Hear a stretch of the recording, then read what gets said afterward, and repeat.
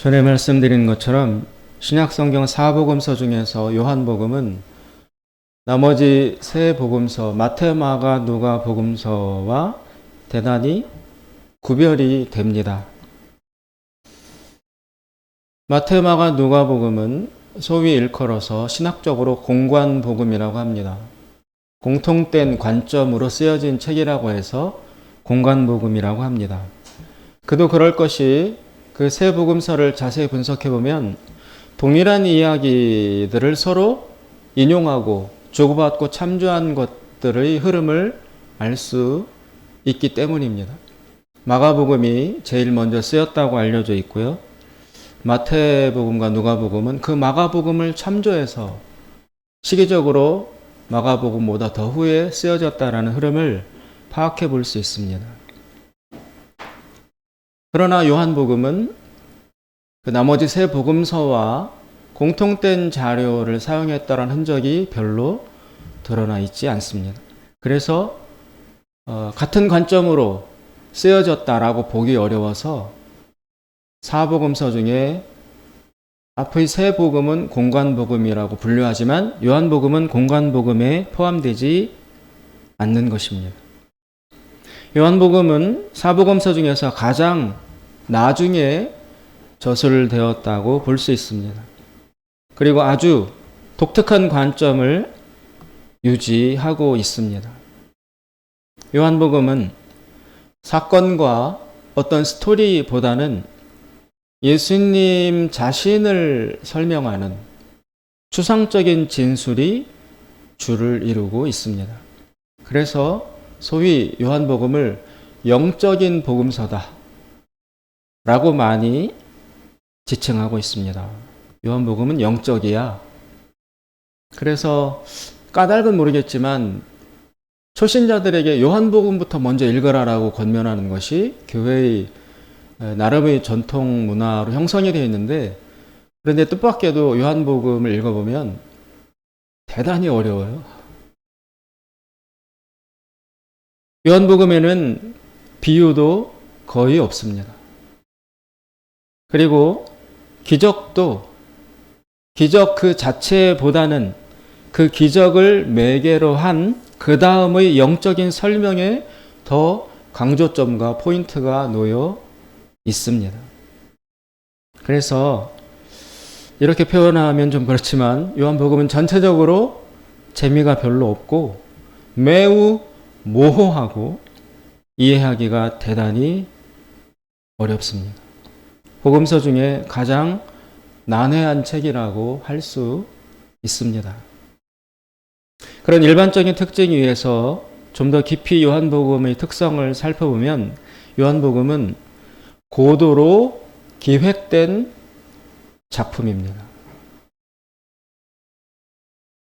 예를 들어 요한복음에는 기적 이야기가 들쑥날쑥 아무렇게나 배치된 것이 아니라 저자가 아주 치밀한 목적과 의도를 가지고 기적을 배치한 것을 알 수 있습니다. 또한 저자는 기적을 기적이라고 부르지도 않고 딱 규정지어서 표적이라고 부르라고 명칭을 교정해 줍니다. 요한복음에서는 기적이라고 안 부르고 표적이라고 불러요. 표적. 그만큼 요한복음 저자의 의도가 강력하게 반영되어 있다는 것을 알 수 있습니다. 요한복음에는 기적이 딱 7가지만 나옵니다. 7가지. 그 이스라엘 문화에 있어서 7이라는 숫자는 완전수라고 일컬어지거든요. 7은 완전한 수다. 그것을 의식했는지 중구난방으로 기적 이야기를 막 배치한 것이 아니라 딱 7가지만 다루고 있습니다. 첫째, 가나의 혼인잔치, 물을 가지고 포도주로 만든 그 가나 혼인잔치 기적이 있고, 또 갈릴리 지역에서 왕의 신하의 아들을 치유한 기적, 세 번째, 베데스다 연못가에 38년 된 병자를 치유한 기적, 오병이어, 그리고 예수님께서 무리를 걸으신 기적, 그리고 오늘은 10장인데 앞에 9장에 보면 맹인의 눈을 뜨게 해주신 치유의 기적, 그리고 마지막 7번째가 요 다음에 나오는 죽었던 나사로를 살리는 기적. 7가지밖에 기적이 나오지 않습니다. 그리고 이 기적 이야기는 모두 요한복음의 전반부에 배치되어 있습니다. 총 21장으로 이루어져 있는데 기적 이야기는 2장부터 12장 그 사이에 다 들어가 있어요. 12장 이전까지에만 기적 이야기가 배치되어 있습니다. 후반부에는 기적이 전혀 없습니다. 또 한 가지 요한복음의 특성을 이야기하자면 요한복음에는 다른 복음서에는 없는 독특한 스타일의 표현이 나타나고 있습니다. 예수님께서 나는 무엇이다 라고 예수님의 자기 주장을 표현하는 것이 나오는데 이 표현 역시 정확하게 7개만 나옵니다. 나는 무엇이다. 이것은 헬라어로 에고 에임이라고 해서 아주 유명한 신학적으로 굉장히 잘 알려진 특성이라고 할 수 있습니다. 예수님은 자신을 무엇이다라고 정의를 내립니다. 첫째, 나는 생명의 떡이다. 나는 세상의 빛이다. 나는 양의 문이다. 나는 선한 목자다. 그리고 나는 부활이요 생명이다. 나는 길이요 진리요 생명이다. 마지막 요한복음 15장에 나는 참 포도나무다. 이 자기주장 본문 역시 7가지이고 그리고 모두 15장 이전에 앞부분에 집중적으로 배치되어 있습니다. 이처럼 요한복음은 그저 예수님의 생애를 따라 시간 순서대로 나열한 단순한 연대기나 전기가 아니라 철저하게 구성된 저자의 치밀한 작업의 산물이라고 할 수 있습니다. 그 외에도 나머지 공간복음과의 차이점이 여러 가지가 있습니다.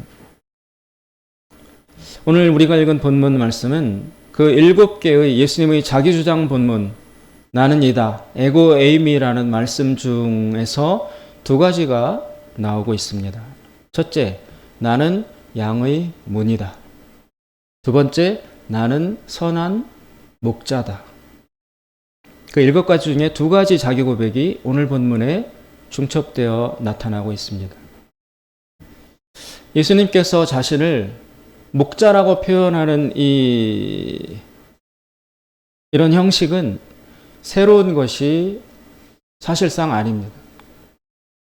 예수님은 구약의 전통을 그대로 계승하면서 표현하고 있는 것입니다. 농경과 목축업을 주로 하는 이스라엘의 그 풍토 속에서 이스라엘 백성들이 하나님을 목자로 이해하는 이런 관점은 대단히 오래된 입장이었습니다. 대표적으로 시편 23편을 보시면 여호와는 나의 목자시니 다윗을 필두로 하는 수많은 사람들이 하나님을 목자로 그리고 자기 자신들을 양으로 이렇게 표현하는 전통들이 성경 구약 곳곳에 드러나고 있습니다. 예수님은 그런 문화와 전통을 그대로 계승하셔서 나는 선한 목자다라는 익숙한 자기 표현을 하신 것입니다. 이 선한 목자의 구체적 특징을 오늘 본문을 통해서 예수님은 나열하고 계십니다. 첫째, 9절에 보시면 선한 목자는 양들에게 꼴을 줍니다.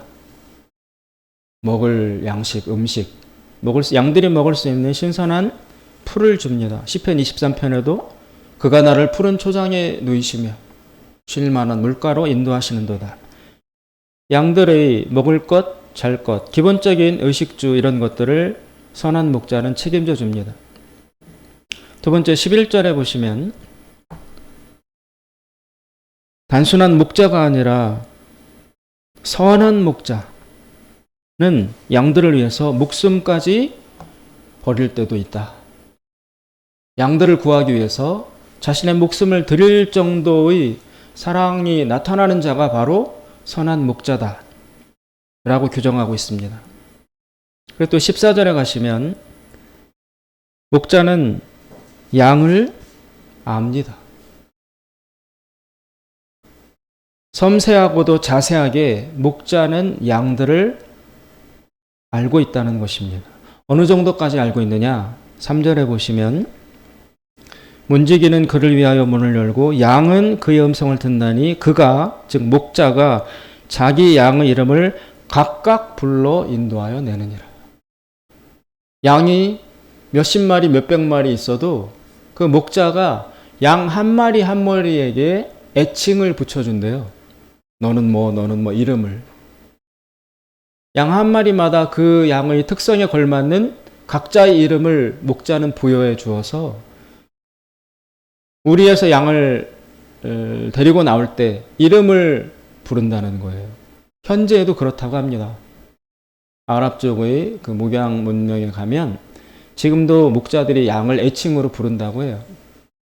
그래서 한 마리 한 마리의 이름을 각각 불러줄 정도로 친밀하고 가깝다는 것입니다. 이렇게 양들을 잘 알고 먹이고 심지어 양들을 위해서 생명까지 바칠 수 있는 수준이 되어야 선한 목자라고 규정할 수 있다라고 오늘 본문을 통해서 예수님은 나열하고 계십니다. 이런 선한 목자 아래에 있는 양들은 걱정이 없겠죠. 양들의 가장 현저한 특징은 여러분 무력하다는 거래요. 무력하다. 자기 보호의 능력이 거의 제로에 가깝게 없대요. 그리고 양은 청력은 발달되었는데 시력이 대단히 안 좋답니다.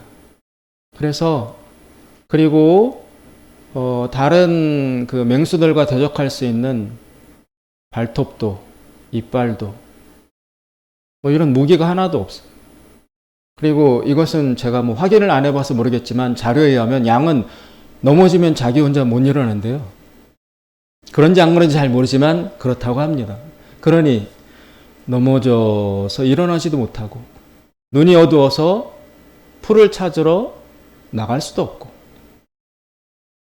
그래서 반드시 목자 아래에 있어야 양은 생존이 보장이 된다는 것입니다.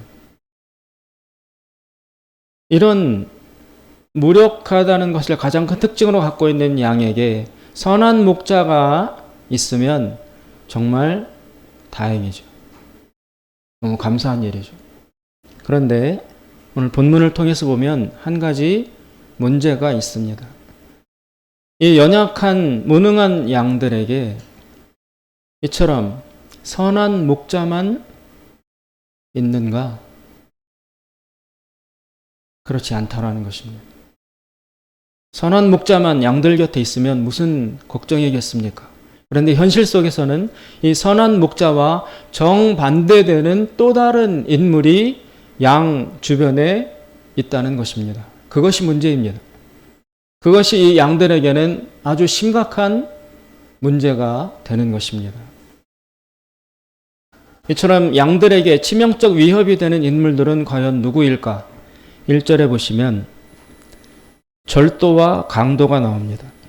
내가 진실로 진실로 너희에게 이르노니 양의 우리의 문으로 들어가지 아니하고 다른 데로 넘어가는 자는 절도며 강도요. 양에게 절도와 강도가 찾아올 수 있다. 또 10절에 보시면 도적이 오는 것은 도적질하고 죽이고 멸망시키려는 것뿐이요. 이 양들을 도둑질해가는 도둑도 양들에게 찾아올 수 있다는 것입니다. 마지막 또 하나의 인물이 나오는데 12절에 보시면 삭군이 나옵니다.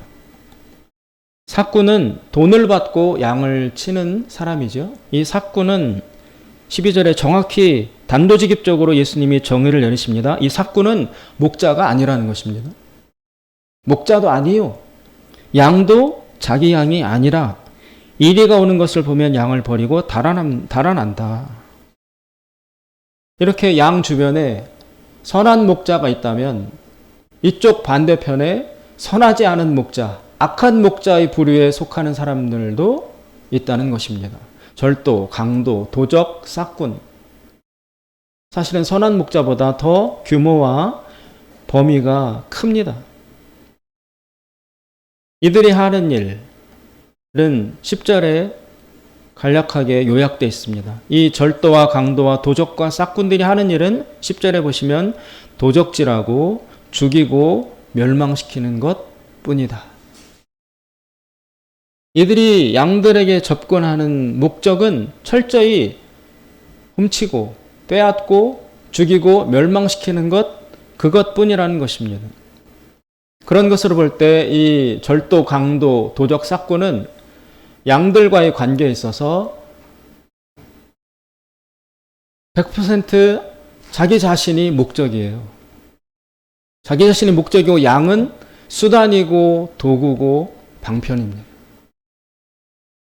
자기를 위해서 양들을 상대하는 것이지 양을 위해서 자기를 헌신하는 사람이 절대로 아니라는 것입니다.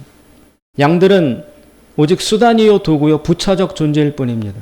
선한 목자는 자신의 생명까지 바치면서 양들을 구하고 보호해주고 생명을 주는 정체성을 가지고 있지만 이 악한 목자들은 정반대로 양들을 죽임으로써 자신의 생명을 유지하는 본질을 가지고 있다는 것입니다. 중요합니다. 양을 놓고 선한 목자는 자기 생명을 바쳐서 양을 구해냅니다. 근데 악한 목자들은 오히려 양을 죽여서 자기가 삽니다. 정반대의 본질을 가지고 있는 인물들이 양의 주변에 포진해 있다는 것입니다.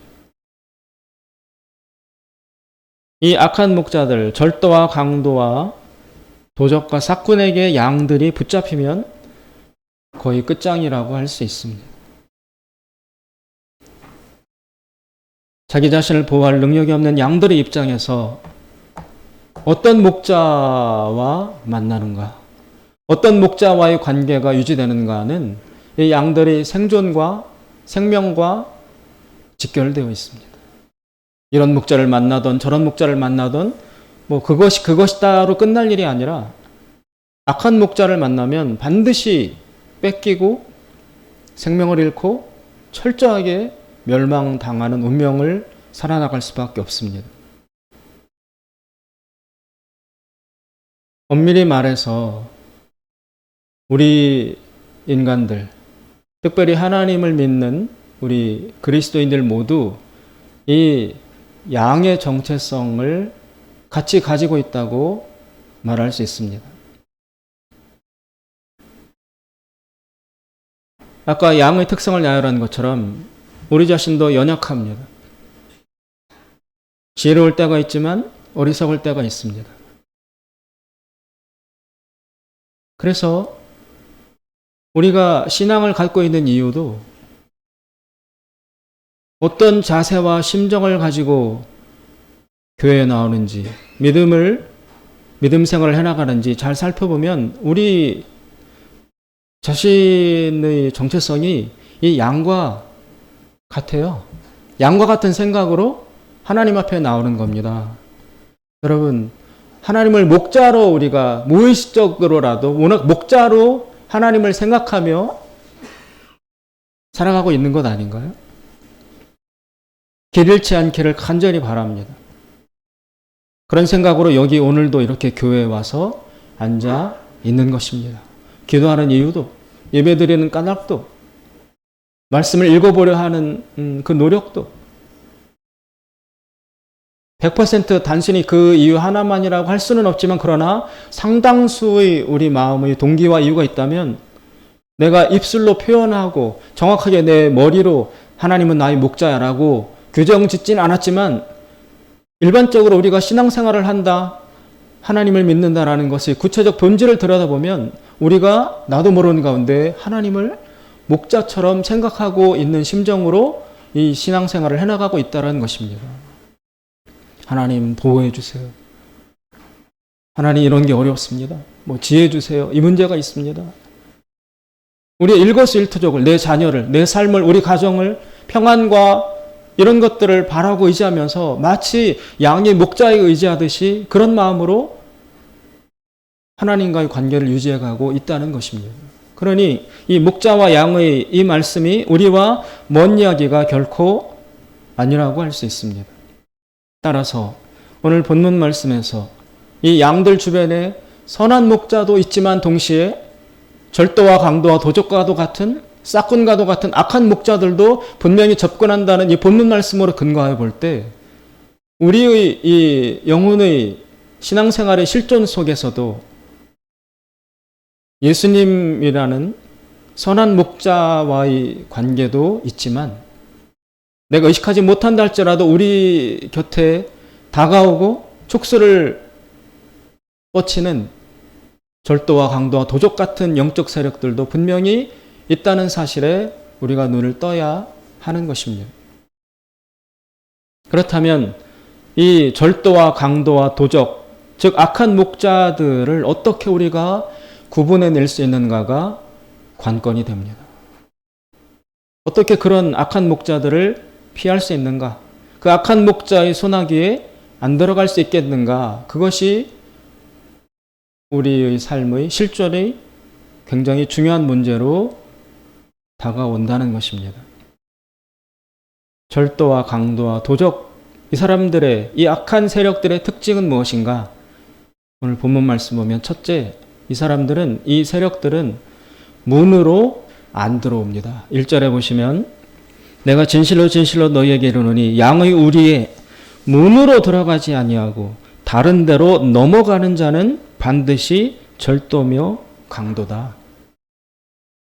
참된 목자, 진정한 목자는 문으로 들어온다는 것입니다. 정상적인 방법, 합리적이고 상식적이고 납득이 가는, 치우치지 않은, 건강하고 밝고 투명하고 모두에게 공감과 인정을 받을 수 있는 정상적인 길과 문과 루트로 우리에게 온다는 것입니다. 그리고 그런 길을 요구합니다. 반면에 절도, 강도, 이 악한 세력들은 비합리적입니다. 상식에서 벗어납니다. 편법을 제시합니다. 그리고 어둡습니다. 투명하지 않습니다. 그리고 가장 중요한 특징이 속이는 거예요. 은폐합니다. 이 사람들은 자기의 본질은 대단히 어둡지만 접근할 때는 광명의 천사처럼 낮 중에 낮, 환한 밝은 모습, 철저히 투명한 모습, 선한 모습, 아름답고 갸륵하고 휴머니스틱하고 아주 기특하고 그런 모습으로 다가온다는 것입니다. 그러나 그 밝은 표면적인 얼굴과 제스처 뒤에는 본질을 드러내면 강압적이고 폭력적이고 비밀스럽고 음침하고 그런 특성들을 내포하고 있습니다. 또나 이 악한 목자들의 특성은 12절에 보시면 위험이 닥쳐오면, 위기가 닥쳐오면 양을 버리고 단번에 도망갑니다.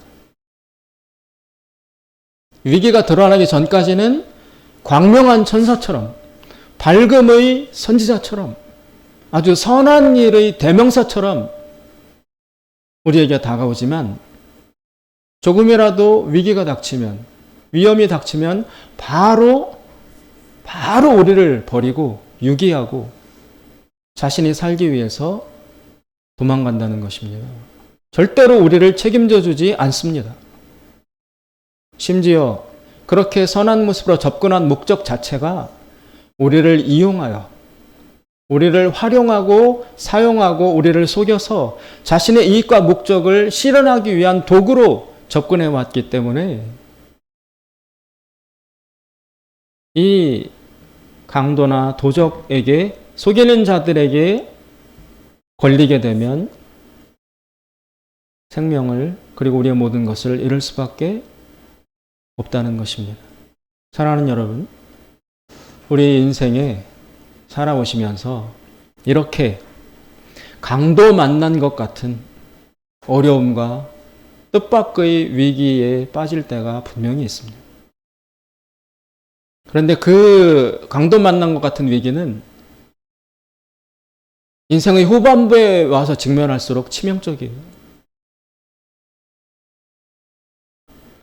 예를 들어 고3을 마치고 대학에 갈 때 원하는 점수가 안 나고 여러 가지 문제들이 발생해서 재수를 할 경우가 있습니다. 그 재수할 때 그 장본인, 20살짜리 그 장본인은 인생에 정말 대위기를 만난 거죠. 다른 아이들은 대학에 들어가서 벌써 출발했는데 나는 1년이 뒤처진다는 그것 때문에 엄청난 실패감과 낙오감, 아주 대단한 위기에 빠질 수밖에 없습니다. 그러나 대학이 지나고 결혼하고 인생을 살고 나중에 좀 더 시간이 흘러서 그때를 되돌아보면 그까짓 1년 지금 나라면 한 3수 4수라도 하겠다. 그래서 정말 목표 한 발 이룰 수 있다면 한 2, 3년 뒤처지는 건 아무것도 아니라는 것을 더 오래 살면 당연히 깨닫게 되는데 그때 그것에 직면해 있는 그 20살짜리 당사자 입장에서 보면은 그런 안목을 가질 수가 없습니다. 인생 끝장이라고 생각할 수밖에 없는데 지나놓고 보면 그건 참 애교 같은 것이죠. 오히려 더 살다가 자녀들도 자라고 나이도 들고 인생의 후반기에 와서 그런 식의 터무니없는 인생의 강도, 내 인생을 도적질해가는 위기, 물질이 날아가고 건강을 잃고 가정이 위기에 빠지고 이런 인생 전체를 무너뜨리려는 그런 심각한 위기가 닥쳐올 때가 분명히 있습니다. 도둑질을 당한 것 같은 그런 심정으로 맞이해야 될 위험이 있습니다. 사기를 당하고 처절한 실패를 경험하고 이럴 때가 있습니다. 분명히 찾아옵니다. 그러면 그때 우리는 이런 의문을 갖습니다. 내가 일평생 하나님 모시고 예수님을 목자로 의지하면서 하나님 말씀대로 살려고 애쓰고 기도하면서 나름 선하게 교회 생활 열심히 하며 그렇게 살아왔는데 왜 나한테 이런 일이 닥치지?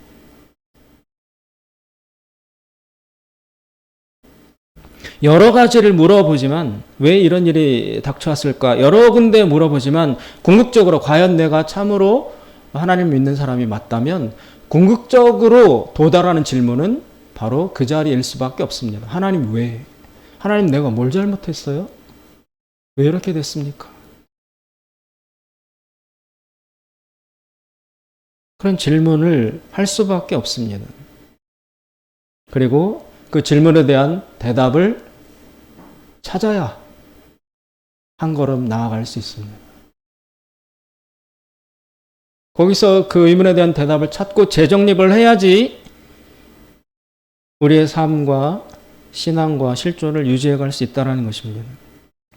그런 위기에 빠지게 되는 데에는 사실 여러 가지 복합적 원인이 있을 수밖에 없죠. 하나 딱 그것만 실수했다고 그런 총체적 위기가 찾아오겠습니까? 찾아내자면 디테일한 다양한 문제점과 실수와 부족했던 것들을 발견해낼 수 있겠지요. 분석해낼 수 있겠지요. 그러나 오늘 본문 말씀에 의지하여 그리고 우리가 하나님 믿는 하나님을 목자로 예수님을 목자로 의지하는 그런 신앙생활의 본성으로 비추어 볼 때 그 관점에서 문제를 찾자면 바로 이것이라고 할 수 있습니다. 오늘 4절에 보시면 목자가 우리에서 양을 다 꺼내 놓습니다. 자기 양을 다 내어 놓은 후에 앞서가면 양들이 그의 음성을 아는 고로 따라오되. 또 3절에 문지기는 그를 위하여 문을 열고 양은 그의 음성을 듣나니 그가 자기 양의 이름을 각각 불러 인도하여 내느니라. 양은 목자의 음성을 안다고 나와 있습니다. 시력은 별로 안 좋지만 청력은 발달되어 있어서 양은 소리로, 목소리로 자신의 목자인지 아닌지를 구별할 수 있다는 것입니다. 목자의 음성을 듣고 아는 것을 근거로 하여 목자와 양과의 관계는 성립될 수 있습니다. 그런데 만약에 양이 그 목자의 음성을 모른다면, 그 목자의 음성을 분별해낼 수 없다면, 그 목자의 음성에 대해서 헷갈린다면, 목자의 음성을 선택적으로 듣는다면, 그 목자의 음성과 또 다른 사람의 음성과 구별하지 못하고 혼란을 일으킨다면, 그러면 어떻게 될까요? 목자와 양과의 관계는 오직 단 하나, 목자가 양의 이름을 불러줄 때 그 음성을 듣고 분별하여 따라가는 것으로부터 목자와의 관계는 유지될 수 있습니다. 그러나 그 출발 단계에서 자신의 목자의 음성을 제대로 구별해낼 수 없는 상태의 양이 놓여 있다면 그 목자의 보호와 그 목자와 함께 동행한다는 다음 단계는 사실상 가능치 않다. 대단한 혼란으로 구성될 수 없다라고 판단할 수밖에 없습니다. 따라서 결국 목자와의 이 양과의 친밀성이 문제라는 것입니다. 목자와 양과의 관계. 목자도 양을 알고 양도 목자를 아는 그런 충만한 관계가 유지되어야 때로는 교란하는 목소리, 거짓 목자의 목소리가 파고든다 할지라도 내 목자의 음성과 다르다는 것을 분별해 내므로써 그 음성을 거절하고, 목자의 음성이 때로 늦게 들려온다 할지라도 기다릴 수 있고, 끝까지 목자의 음성이 들려올 때까지 부화내동하지 않고 혼란스러운 목소리를 섣불리 따라가지 아니하고 목자의 음성이 들려올 때까지 기다릴 수 있는 그 확신조차도 목자의 음성을 알아야 기다릴 수 있는 거죠. 그 목자의 음성에 대한 분별력이 없고 친밀성이 없을 때 수많은 목소리가 들려올 때 어떤 음성을 선택할지 그것은 대단히 불확실한 가운데 놓일 수밖에 없다고 말할 수 있습니다. 목자와의 친밀성, 이것을 우리 실존과 연결시켜보면 결국 나와 목자 되신 예수님과의 친밀성, 관계의 친밀함, 그것이 우리 삶의 닥쳐오는 위기, 내 인생이 도적 맞은 것 같은 심각한 위기에 빠지느냐 안 빠지느냐, 그것을 결정 지을 수 있다고 할 수 있습니다. 우리는 우리 자신에게 이렇게 물어보아야 합니다. 과연 나는 예수님의 음성을 아는가? 내가 예수님의 음성을 듣고 있는가? 목자 되신 예수님의 음성을 분별하여 따라가는 생활과 삶을 살아왔는가? 그리고 살고 있는가? 앞으로도 그렇게 살 것인가? 거기에 우리 영적이든 실존적이든 삶의 안전이 거기에 달려 있다는 것입니다. 예수님은 대표적으로 이렇게 말씀하셨습니다. 예수님은 본인 스스로가 양을 위해서 자신의 생명을 버린다라고 말씀하셨습니다. 즉 예수님은 이 땅에 오셔서 십자가를 지는 삶을 사셨습니다. 그리고 자신을 따르는 제자들에게, 양에게 이렇게 요구하셨습니다. 너희들도 각자 자신의 십자가를 지고 나를 따르지 않는 자는 나의 제자가 될 수 없다. 너희들 각자의 십자가를 지고 따르지 않는다면 내 양이라고 할 수 없다라고 예수님은 규정하셨습니다. 따라서 예수님을 목자로 의지하고 살아가는 믿는 자의 삶 속에 자신의 십자가를 지고 따라간다라는 원칙은 대전제가 되는 것입니다. 이것을 순응하고 받아들이고 분별할 수 있는 사람만이 예수님의 목자 되신 예수님의 음성을 듣는 양이라고 할 수 있습니다. 정기로라는 작가가 지은 동행이라는 만화가 있습니다. 기독교 신앙 만화거든요. 이렇게 단행본으로 나와 있는데 거기 보면 이제 카툰식으로 그 정기로라는 작가가 여러 가지 신앙생활에 관련된 4컷짜리 만화를 다 실어놨어요. 그 중에 보면 십자가와 관련된 만화가 있습니다. 그 내용이 보여드리면 좋겠지만 이렇습니다. 하나님을 믿는 자들이 길을 걸어갑니다. 그런데 다 십자가를 하나씩 지고 가요. 자기 십자가를. 그런데 이 십자가가 지기가 만만치 않아요. 무겁기도 하고 길기도 해요. 각자 크기에 좀 다르지만. 그래서 어떤 광야 같은 길을 다들 십자가를 하나씩 지고 자기 믿음의 길 인생길을 걸어가는데 어떤 한 사람이 중간에 자기 십자가가 너무 무거운 거예요. 그리고 길어요. 땅에 막 질질 끌려. 그래서 걸어가기가 힘들어요. 그러니까 중간에 가다가 꾀를 냅니다. 어떻게 하냐면 십자가를 벗어서 내려놓고 땅바닥에 질질 끌리는 그 긴 부분, 밑에 부분을 잘라내요. 길이를. 이 아랫부분을 잘라내서 깡통하게 만들어가지고 지기에 편하고 가볍고 땅에 끌리지 않아서 지기에 편하도록 십자가를 변조해서 그 길을 걸어갑니다. 그때 상태로는 아무런 표시도 나타나지 않습니다. 오히려 가벼워져서 빨리빨리 걸어가고 좋아요. 그런데 쭉 걸어가다가 그 크레바스라고 그러죠. 땅과 땅 사이에 갈라진 틈. 땅이 갈라져가지고 깊고 깊은 빠지면 죽을 수밖에 없는 길이 갈라진 틈이 나타나요. 거기를 건너가야 저 평화의 땅, 목표한 땅으로 갈 수 있어요. 그 갈라진 땅 틈이 나오자 사람들이 그 앞에 서서 고민을 하다가 모두들 그렇지 라고 하면 지금까지 지고 왔던 십자가를 거기다 걸쳐놓고 그 십자가를 밟고 그 안전한 땅으로 다 건너가요. 자기 십자가를 내려놓고 그걸 밟고 그 지고 왔던 십자가가 그 벌어진 땅 틈에 놓고 건너가기에 길이가 다 맞는 거예요. 그런데 이 십자가를 중간에 잘라냈던 깡통하게 만들었던 그 사람은 자기 십자가를 벗어서 그 갈라진 땅 틈에 놓으려고 해도 짧아져 가지고 그 틈을 메꿀 수가 없어요. 그래서 다들 건너가는데 다들 자기 십자가를 놓고 그 위기를 넘어가는데 이 사람은 그 십자가가 짧아서 거기를 메꾸지 못하고 못 넘어갑니다. 4컷짜리 만화에 그 그림이 그려져 있어요. 제가 그걸 보고 십자가를 진다는 삶이 우리에게 온통 힘들고 부담되고 우리를 괴롭게 만드는 그런 것이 결단코 아니라는 사실을 깨달았습니다. 여러분, 십자가는 지기 힘들지만 결국 우리를 살려주는 것입니다.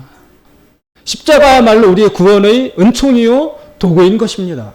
이것을 깨닫는다면 자기 십자가를 지고 내 뒤를 따르라. 그것이 내 양이다라고 정의 내리신 예수님의 말씀을 받아들여서 힘들더라도 이 십자가를 지고 계속 살아갑니다.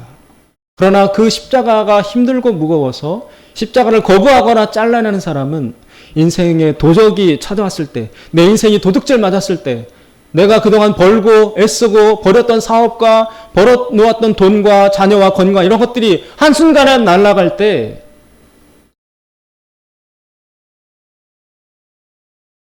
그때 질문해 보면 하나님 왜 이러시죠? 왜 이렇게 됐죠? 내가 예수님 믿고 하나님 믿는다고 몇십 년 신앙생활 교회를 위해서 열심히 이렇게 살아왔는데 왜 뜻밖의 내 후년부에 내 인생에 이렇게 도적맞는 황당한 일이 찾아옵니까? 그때 물어보면 너가 과연 내 양이 맞는가? 너가 과연 내 음성을 듣는 자였는가? 라는 질문을 들을 수밖에 없습니다. 그래서 돌아보니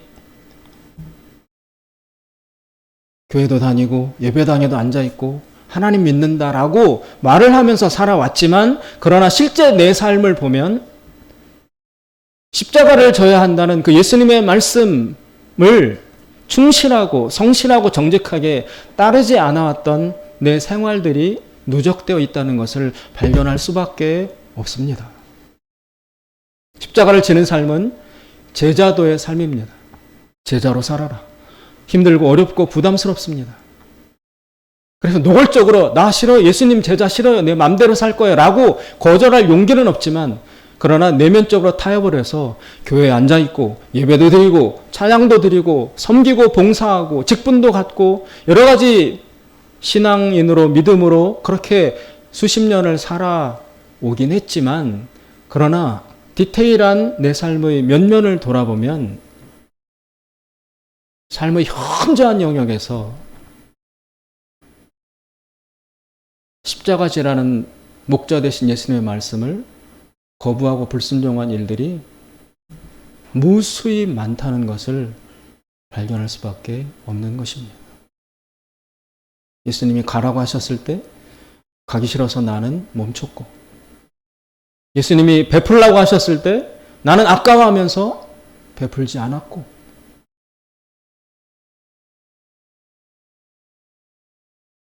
그런 그때그때 작게 여겨졌던 일들이 눈덩이처럼 쌓이고 쌓여서 거짓 목자, 싹군, 절도 강도가 찾아와서 나를 유혹했을 때 내가 평소 예수님과 친밀하게 따르고 있었다면, 십자가를 지고 있었다면 예수님의 음성인지 알아차렸을 텐데, 그런 예수님과 동행하는 십자가의 삶이 결여되어 있었기 때문에 예수님의 음성을 분별할 수 있는 분별력이 없어서 헛된 거짓된 사기꾼과 절도와 강도의 음성을 예수님의 음성인 줄로 착각하고 그 길을 따라갔다가 도적질을 당한 것입니다. 강도를 만난 것입니다.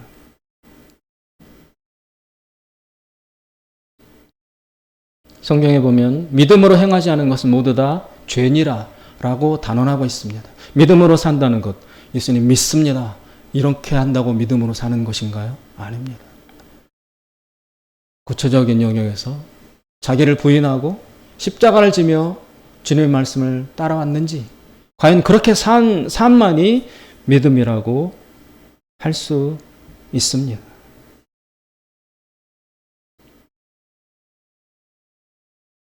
뜻하지 않은 인생이 도적질 당한 것 같은, 강도 맞는 것 같은 엄청난 어려움과 위기 앞에 혹시 마주 서 계신 분이 계시다면 그분은 지금 사실 감사해야 합니다.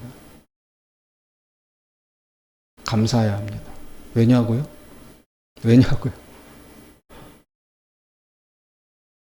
지금 알게 된 게 감사죠. 마태복음에 보면 예수님이 이런 말씀하십니다. 마지막 날 예수님의 심판대 앞에 섰을 때, 죽음으로 이 세상을 떠났을 때 많은 사람들이 예수님 앞에 나와서 주여 나를 모르십니까? 내가 주의 이름으로 귀신도 쫓아내고 병도 고치고 막 이렇게 했었습니다. 그랬더니 예수님 하시는 말씀이 나는 너를 도무지 모르느니 불법을 행하는 자들아 나에게서 떠나가라. 그런 판정을 받는 사람들이 나타난다는 거예요. 그리고 예수님 하신 말씀이 나더러 주여 주여 하는 사람마다 다 천국에 들어갈 것이 아니요 내 말대로 행한 자들만 천국에 들어갈 것이다 라고 단언하셨습니다. 만약에 지금 우리가 만난 인생의 이 강도, 이 폭탄 맞은 내 인생의 위기, 이것이 마지막 예수님의 심판대 앞에 섰을 때 나타난 상황이라면 우리에겐 더 이상 기회가 없어요. 그런데 그때가 오기 전에 우리 이 인생 속에서 나에게 지금 치명적이라고 여겨지지만 지금 왜 이런 일이 일어났지? 왜 나에게 강도가 찾아왔지? 지금은 고통스럽지만 그 질문을 함으로써 내 삶을 돌아보아 내가 입으로만 양이라고 했고 내가 형태로만 예수님이 우리 안에 같이 있었지 결코 예수님의 음성을 듣고 따라가는 예수님과 친밀한 양이 아닌 채로 살아왔구나를 지금 깨닫는다면, 그래서 이것을 심각하게 받아들이고 어렵더라도 십자가를 지는 제자도의 삶을 지금부터라도 살아가겠다라고 다시 출발할 수 있다면 이것이 바로 하나님이 주신 은혜인 것이죠. 그때 마지막 기회도 없을 때 죽음 앞에서 심판대 앞에서 이걸 그때 가서 깨달았다면 주여 주여, 야 주여 주여 했다고 다가 아니야. 내가 예수님으로 뭐도 하고 목사도 하고 선교사도 하고 장로도 하고 교회도 짓고 헌금도 많이 하고 봉사도 많이 하고 그랬습니다. 불법을 행하는 자들아 나는 너를 도무지 모르니 떠나가라 라고 그런 말을 그때 가서 들었다면 어찌하겠습니까? 지금 내 인생에서 수십억이 날라갔다, 심각한 병이 들었다, 사기당했다, 뭘 다 잃었다, 끝장이다. 그러나 지금 이 고통을 통해서 너는 참된 양이 아니었다는 것을 깨닫게 하시는 그것이 하나님의 귀중한 은혜라는 사실을 깨달아야 합니다. 하나님을 속일 수 없습니다. 양도 아니면서 예수님의 음성을 듣지도 못하고 분별도 못하고 따라가지도 아니하면서 같은 우리에만 들어있다고 구원은 당연한 것이다라고 착각하고 있는 것이 내 인생의 가장 속는 것이요, 가장 큰 위험이라는 사실을 이 오늘 당한 인생의 위기를 통해서 깨달아야 하는 것입니다. 사랑하는 여러분, 지금이 은혜의 시간입니다. 십자가를 외면하지 마십시오. 옛날 복음성가 가수 팀이었던 다윗과 요나단, 그분들이 부른 쓴잔이라는 복음성가가 있어요. 주님의 쓴잔을 맛보지 않으면 주님의 죽음을 모르리, 이렇게 하는 건데, 맨 뒷가사가 뭐냐면 주님의 십자가 내 보물이요 또한 그의 부활 내 영광이리라. 십자가가 있어야 부활도 있는 것입니다. 2022년 이 한 해를 십자가를 사랑하시면서 걸어가신다면 결코 여러분 실패가 없을 것입니다. 기도하겠습니다. 자비로우신 하나님 아버지, 십자가 속에 지혜가 있습니다. 십자가 속에 생명이 있습니다. 하나님 아버지, 내 어리석은 생각으로 예수님이 지라고 하신 십자가를 거부하고 싫어하고 외면하고 불순종했던 이 어리석고 바보 같은 지난날의 삶을 주님 회개하게 하여 주시옵소서.